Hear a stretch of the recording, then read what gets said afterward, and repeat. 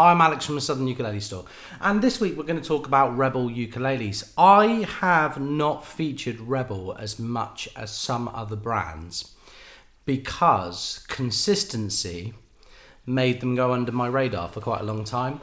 We've been doing Rebel now for 5 years. I can't believe it's been 5 years since Phil and I discovered Rebel at the NAMM show and brought them over to the UK for the first time. But in that 5 years, we've just quietly and consistently been getting, I would say, 8 to 16 Rebel ukuleles every few months. And people come in and they go, I want to try a Rebel, I want to try a kanile'a or a kanile'a. Some people try the Rebels against El Lutheas and flights. And they're uniquely priced because they're somewhere in between a flight fireball and a Hawaiian made ukulele. They're in that middle area where not many ukulele brands lie. So if you were looking at buying a ukulele, say up to £1,000, Rebel would always be something that would be on your radar.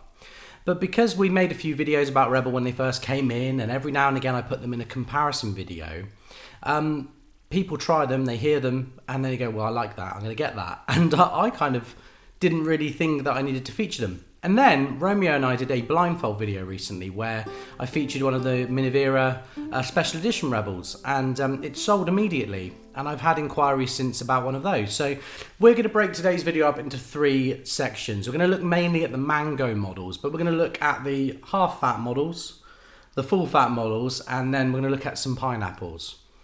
Does that make sense? If it doesn't make sense, you've definitely not learned enough about Rebel yet, but don't let the strange names fool you. We're going to look at the Creme Brulee models, which are the slimline models. We're going to look at the double cream models or double creme models, which are the full fat models. And then we're going to look at a brand new model called a PIT, which is a double cream pineapple shaped tenor, and a look at that Minerva special edition pineapple as well. So stick around.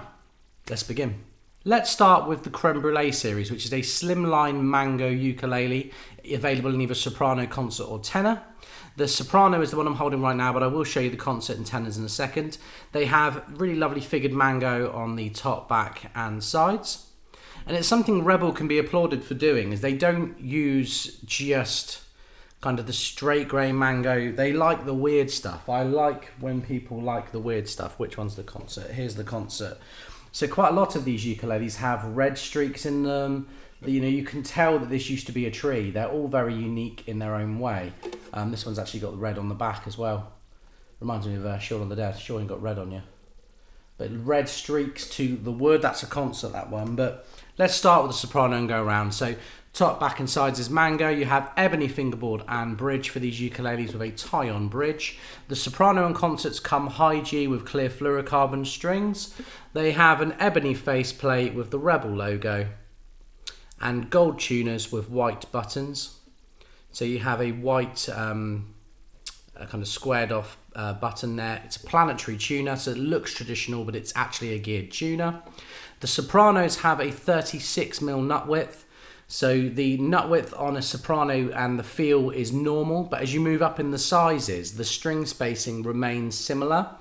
So the next size up, the concert has a 37mm nut width with recessed fret edges. So the fretboard begins inside the fingerboard. It doesn't kind of get bigger.